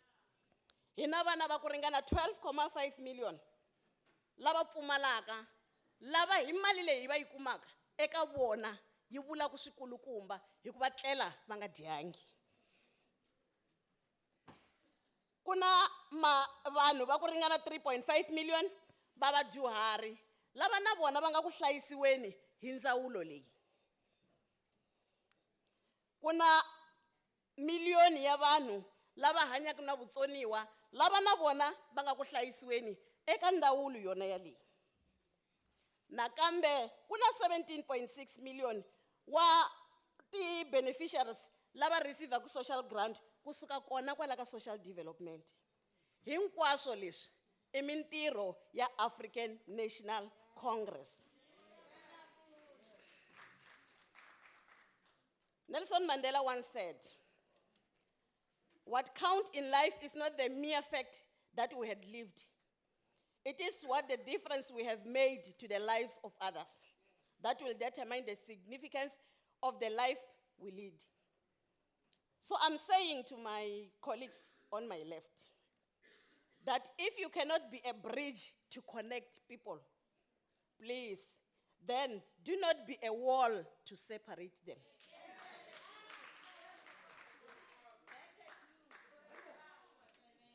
Overcoming poverty is not a task of charity. It is an act of justice. Like slavery and apartheid, poverty is not natural, it is man-made. And it can be overcome and eradicated by the action of human beings. So minga yimila mi endla ingaku a hi swi twisisi ku why hi ri swisiwana. When the ANC entered into a social contract with our people through the Reconstruction and Development Program in 1994, it was to demonstrate our ability towards committing to the social transformation of our people towards improving their lives for the better. That is why our social transformation policies are underpinned by the principle of creating a better life for all. Not for individuals. We're not looking to the color here. We're talking about the South Africans. This we did as an understanding of what our past has done to the dignity of the majority of our people and what had been done in the present for a future that is ready to the indignity caused due to poverty, unemployment, and inequality. Premised on the 1955 Freedom Charter, which expressed clearly our fight for human rights and the dignity of all our people. The ANC policy inputs into the final Constitution of the Republic express the ANC's commitment to a society that is free and open, based on democratic values, where the dignity and worth of every South African is protected by the law. This becomes enshrined in the Bill of Rights, which affirms the democratic values of human dignity and equality. Ashini hlamaris labanga mi ruma ba mi rume kuta kaneta. ANC yi rumiwe kuta tira. It is in this context that our task is to construct a socially inclusive society, one that prioritizes the elimination of poverty, inequality, unemployment, and undevelopment, which are elements that undermine the dignity of our people. The indictum of the poor will always be with us, should be rejected, as poverty is created by society and it can be therefore be eliminated by the society. The ANC resolved to address poverty, inequality, and has committed in providing a social safety for the poor and the most vulnerable, which includes women, children, youth, families in need of care, and the older persons. The sum total and fulfillment of this commitment is broadly known as a social wage to these individuals, and the provision of publicly delivered transfers, goods and services are known as the social floor, as provided by the state, as demonstrated in Vote 17. The above is important in enabling our people to access opportunities that enable them to partake in economic opportunities that will result in them uplifting themselves out of poverty and improving their lives. This will provide citizens with playing a collaboration role with government and enhancing their dignity. The right to human dignity becomes more meaningful with the effective and efficient provision of basic services to our people, which is meant to continuously better the quality of their lives. After 5 successive ANC administration, working with the people has over the 25 years put in place a progressive social wage that protects the dignity of the vulnerable, children, the elderly, and people living with disabilities. Honorable member, keep quiet, Wena. Honorable member, this budget has again ensured that social assistance program, which provides social assistance, remains the main spending focus over the 2019 medium-term expenditure framework. This means that although there is going to be a 1.5 billion reduction on the medium-term allocation, the allocation will increase in 27 billion from an allocation of 175 billion in 2019-2020 to 202 billion in 2021-22. This translates into estimated growth rate of up to 18.1 million beneficiaries by 2021-22 from 17.5 million in 2018-19. The importance of these honorable members is not to have an increase in our people depending on social grants, but to ensure that these grants enable them to be linked to economic activity to ensure that they use these grants to empower themselves and lift themselves from poverty. We welcome the finalization within this current financial year of the financing strategy of early childhood centers. The aim of this financial strategy is to provide a long-term approach to funding quality, improvement, and increasing coverage across age groups using different approaches such as learning, play groups, toy libraries, and home visiting programs for parents. 1.6 billion has been allocated to enable an increase for children to access ECD services, as well as funding existing ECD centers. This is in line with the ANC commitment of working towards achieving universal access to 2 years of ECD. Against the backdrop of the statistician, General Risenga Maluleke, who noticed that 25.2% of South Africans are food poor, the ANC, in its 2019 national and provincial election manifesto, committed to the tackling household food insecurity head-on. In this regard, efforts has been made depend to ensure that the food relief programs is funded to ensure that food security sustained 84 community nutrition development centers across the 9 distribution centers. This means that between 2019 and 2021, the goal is to improve access to food by ensuring that annually 4 million meals reach impoverished communities. 109 million has been allocated to the food relief program of the next 3 years.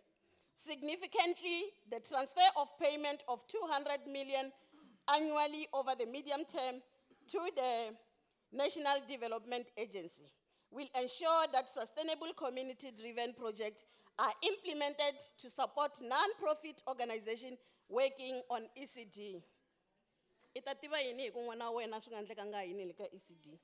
Food security, employment creation, and income opportunities, all of these are mechanisms to uplift communities into an effort to improve and create better life for them. We are looking forward to the implementation of the white paper on the rights of persons with disabilities. Upon implementation, we urge communities to participate and support persons with disabilities and their families to empower and drive disability inclusion in the communities. This is important as a measure to ensure that reasonable accommodation support measures are available in all social development services. We boldly welcome the work that is being done to ensure that sheltering services for victims of crime and violence are strengthened. We support over the medium term the implementation of National Strategic Plan for Gender-Based Violence. The ANC commitment towards combating substance abuse is emphasized in our social program, which is aimed at improving the lives of all people. Must include and I won't be intimidated by you. In vigorous implementation of the drug master plan. A creative and effective program will assist in preventing vulnerable people from being dependent on this substance must be pursued. I understand why you don't want to listen to this, because this doesn't affect your people, it only affects our own. Thus, we welcome the intensified efforts by the department to prevent and treat substance abuse through the implementation of the anti-substance program of action. Over the mid-term, 224.6 million is allocated to the completion and construction of public substance abuse treatment centers in the Eastern Cape, Free State, Northern Cape, and Bokoni Buprima. Chairperson, the ANC has remained firm and constant in that our social development programs have been and are aimed at addressing primarily poverty amongst our people. We welcome how the budget progressively addressing the challenges of underdevelopment, poverty, unemployment, and inequality. We will continue to conduct oversight to monitor and evaluate the implementation of programs to ensure that impact change is made to improve the lives of our people for the better. Today's economic, social, and environmental challenges demand a collective action. I don't know whether you'll be part of that collective. Solution come only when the private sector, public sector, and the civil society join hands. Rinti horingwe, arinusi hove. We can always be each other's keeper. Let us resolve to heal the world and make it a better place to be. We can. Tuma mina, Kauleza ANC and the department. ANC yi support a budget lay. Inkomo.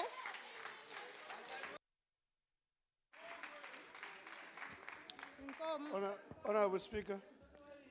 I note you, honorable member. Yes. I think I wanted to draw your attention to the worst primitive behavior shown by Honorable Paulson, with the sign of a finger that he showed when he was coming in. I would request that the cameras be checked and actually be called to be account, because this is not Speaker, I think this guy is hallucinating. You have not been noticed, Honorable Paulson. Take your seat. This is an environment of professionals, decent. No, and I human waved at beings. you. You have Are you on not. alcohol or You something? have not been. So we noticed. request that it be checked, Honorable Speaker, Honorable so that he can go where he belongs. Honorable Paulson. Speaker, I walk Honorable in here. Paulson. Before you say anything, I'm standing. stand up and. I'm standing. Yes. On the seat. Put down the mic. Put Okay. down. Switch off the mic. Next. Now remain standing. Remain standing. Listen to me, honorable person. Listen to me, honorable person. I want to find out if the gestures that you have made, if the gestures that I am asking you,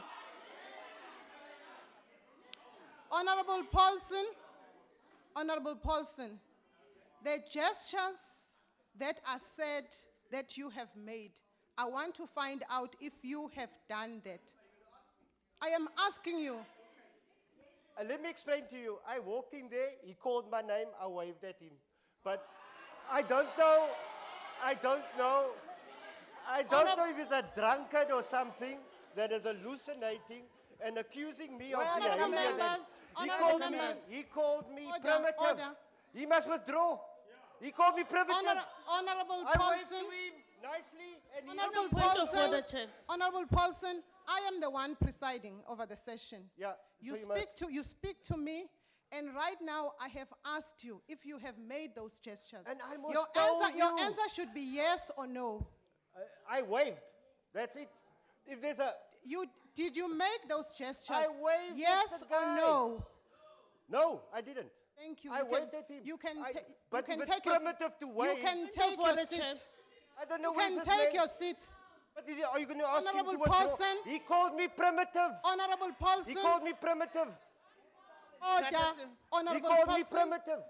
No, he's Honorable impugning on my Paulson. dignity. And you, Please take your seat and switch off the mic. but Chairperson, Please take your seat. yeah, I'll and do switch that. off the mic. But would you indulge me? He called me primitive in front of all these honorable members. Honorable Paulson, I am not going to argue with you. So he can call me primitive. Honorable Paulson. That drunkard can can call you me respect- primitive. That's Callum from PIC. Honorable Paulson, can you respect the House? I will now Point call of order, upon- point of order, Chair. I notice you, honorable member. Chairperson, I think really people at home, they want their life to be better. But it's really disgusting that as members of parliament, this is how we behave. I think that you should enforce really, discipline into this house. I would like you to take a decision on this matter. People are poor, people are hungry, people are lying outside parliament here. And we come here and behave like shit. Thank you, honorable member. Unfortunately, I did not see the gestures. Hence, I had to ask Honorable Paulson if he has made those gestures. Chairperson. And based on his response was no. Chairperson. Honorable Paulson, I did not notice you. Can you switch off the mic? No, I'm not going to note you. Can we proceed with the debate? No, we can't. Chairperson. I now invite the Chairperson. Honorable Minister of Social Chairperson. Development to close the debate. Chairperson. Honorable Paulson, I did not note you. But Chairperson, would you note me? You cannot come here. Honorable Paulson, take your seat and switch off the mic. Order, honorable members. Honorable Minister, can you take us forward by closing the debate? Thank you very much, Honorable Chairperson. I stand here in front of you all members of this House and proudly say to you, I did not come here to do any politicking. I came here to speak to the budget, and I came here to express what I experienced in the Portfolio Committee the first time we met, all of us as members of the Portfolio Committee, irrespective of which political party we came from. What motivated me to be here today, Honorable Chairperson, is the community that I went to visit also this afternoon. Those are the people who I believe as government we have to partner with. Honorable Chair, I also was motivated, and the reason why I'm saying I did not come here to politic, because politicking belongs somewhere else. When the time comes for us to do that, we will do it, and we'll do it very well. My being here, I'm motivated by a quotation which I came across along the way, which has got an unknown author, and it says, "The most useful asset of a person is not a head full of knowledge, but a heart full of love, with ears open to listen and hands willing to help." So the communities that I visited today clearly said to me, we must have the heart, we must have the ears to listen, we must also be able to reach out to them and support them.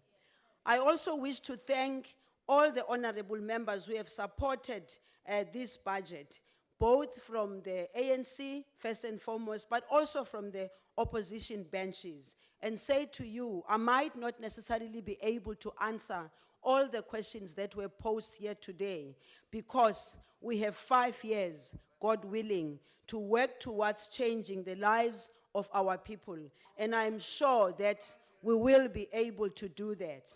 I have no intentions of abdicating responsibility, nor put blame on anyone when it comes to what we are supposed to do as government, as we clearly indicated here what our programs are and what our budget is. I also need to answer just a few of those questions, basing myself obviously on the fact that many of those questions repeated themselves across the different party political lines. I know that some of the honorable members here did support this budget, but some of them, of course, time went too fast for them. I do wish, Chairperson, to request that whenever we are here, people must be able to say whether they're supporting the budget or not supporting the budget, so that I can be able to clearly know who must I respond to. The first one that I really need to deal with is with regard to gender-based violence. You are aware, obviously, of this Presidential Summit on Gender-Based Violence and Femicide. That also recently we had a report by the Commission on Gender Equality, the report titled State of Shelters in South Africa. It highlights the inadequate funding, poor infrastructure and support. We are determined as a government generally, but also as a department in particular, not only to read the reports, but also to take those issues that they want us to take forward to make sure that we stabilize the situation. We will be tabling the Victim Support Services Bill as a key policy response to address some of the challenges. Also, one of the questions that really came across throughout everybody related to the NPOs. The department has developed a partnership model to strengthen the relationship between NPOs and the department. In addition, we are going to table the NPOs bill to cabinet to reform the registration process of NPOs. But I do want to call on our NPOs themselves to continue engaging with us so that we can be able to deal with this. Another issue that was raised was related to backlogs of appeals. Obviously, these appeals must be dealt with very quickly, because if appeals are delayed, it means the services that need to be given to our people is delayed. The ministry has appointed a team of professionals to assist reduce the backlog. Actually, I think that part of what we need to do, we must look at the people out there who are either who have either come out of university, who have the capacity, who we can train to assist us in this. There was another issue that was raised by many of the members here that relates to vacancies as regional managers. The posts will be filled before the end of the financial year in line with SASSA's reviewed business processes. Also important was the issue of social workers. As I was concluding earlier on, I did indicate that one of the things that Honorable Mbalula said to me was that it would be so good to have more social workers than you would have policemen and women, because they are able to deal with the issues right there. Whereas police, both men and women police, they come at a time when something has already happened and something drastic has happened, particularly against women. I do want to say that I will work very closely with other departments, in particular the Department of Safety and Security, because this weekend, for instance, relating to some of the challenges that we've seen here in the Western Cape, body bags being carried away from our communities. This weekend, we are in a meeting, myself and other relevant ministers, to see what is it that we can do, because we believe that the hand of the state in terms of law enforcement must also happen, because it is our responsibility to protect our communities. But having said that, I also would like to call on our communities to really try and work as close as possible with us, because for me, the first protection has to be the people around you, has to be your neighbors, has to be your street. Hence, our talking about social workers, we want to make sure that those social workers, particularly the ones who have been trained by the department, are flooded into our communities. It pains me also to think that in a school, you would find that there's only one social worker, especially in the schools where there is violence against teachers, against the pupils themselves. Something is not happening right in our communities, where a child wakes up in the morning, in the bag of that child, he or she doesn't mind having a knife or something in the bag that is going to hurt somebody else. It means we must take a step back and say, what are the things that we need to do to make sure that we improve the conditions of our people? One of the things that I think we need to do strongly is to have a coordinated approach, because the Department of Social Development can have NDA, can have SASSA, can have the different programs that we have. But if we want to build a better South Africa, it means each and every department must appreciate and understand what they need to do in order for them to assist us in creating a conducive environment for our people. I do want to thank the department. I think I must say that I arrived to a very enthusiastic group of people who are prepared to work. I've already had a meeting with the entire staff of my department. I've already been to SASSA. I've already been to NDA. I've already had the meetings. And I don't believe in just meetings. I believe in people being out there in the streets. And the first person to show the importance of being out there so that we can get the felt needs of our people, it has to start with myself. If I don't if I don't get out there and hear what the people are crying out for, but I'm also sure that the people I work with have to appreciate and understand that I can't run faster than them. They have to run faster than me. And running, I do. And running, I know I can get to each and every community. I also would like to say that what social development is about is very important to me. It is said social development is about improving the well-being of every individual in society so they can reach their full potential. The success of society is linked to the well-being of each and every citizen. So even ourselves here, as we sit, we mustn't consider ourselves people who are outside of social development. We must look at ourselves and say to ourselves, what are the needs that we need from social development? The difference with us is that we are privileged and we are better than others. So we put ourselves in that category of people who are privileged, but the ones that we need to focus on most are the most vulnerable, who do not have the capacity, who do not have the luxury of waking up in the morning in a comfortable house from a comfortable bed. And when I say this, I'm not talking just about black people. I'm talking about poverty alleviation and poverty reduction and poverty killing it across all racial lines. We have seen for ourselves that you find people are out on the streets. It's no longer the color of those people. It's about the fact that many of our people are finding themselves in very difficult situation. It is for that reason, Chairperson, that I stand here and I'm saying the politics that we play, let's find the right place for it.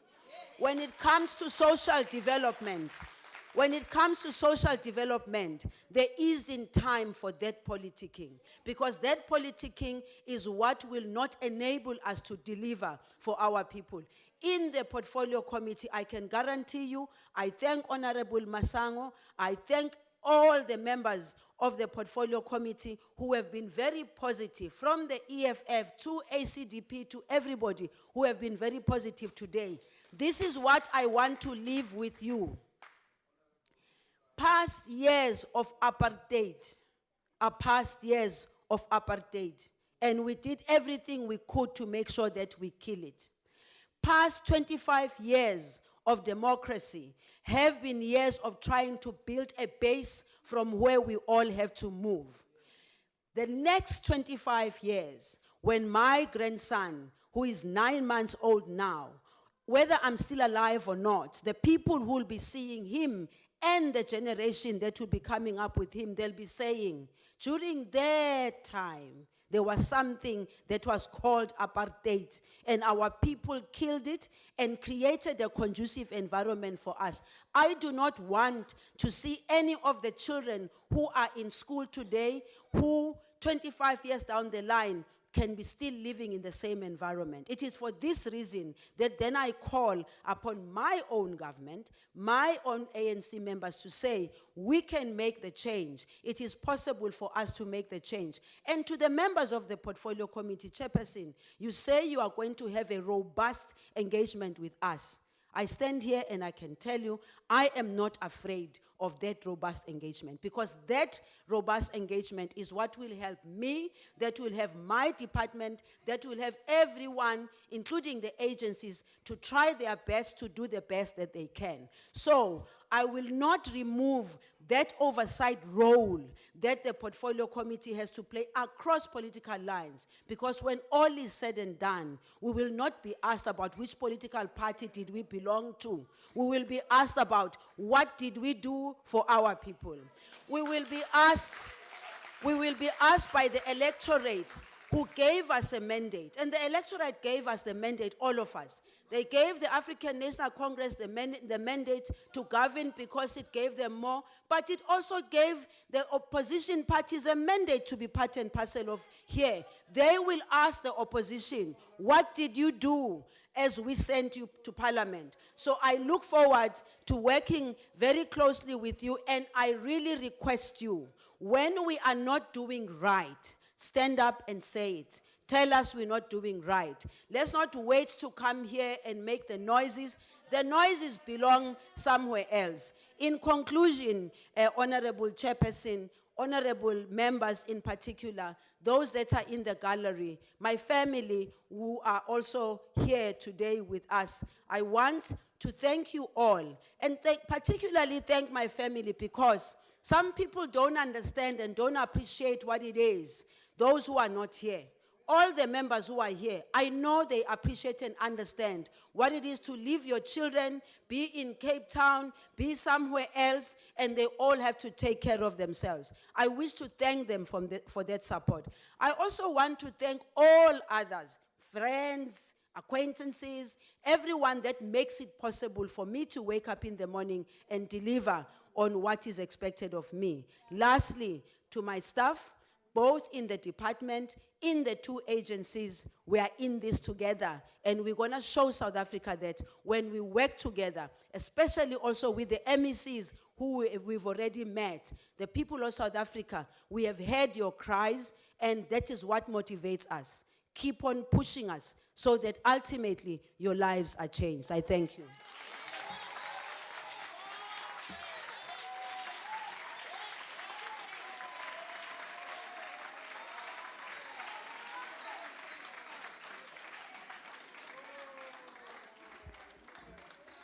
Thank you, honorable members.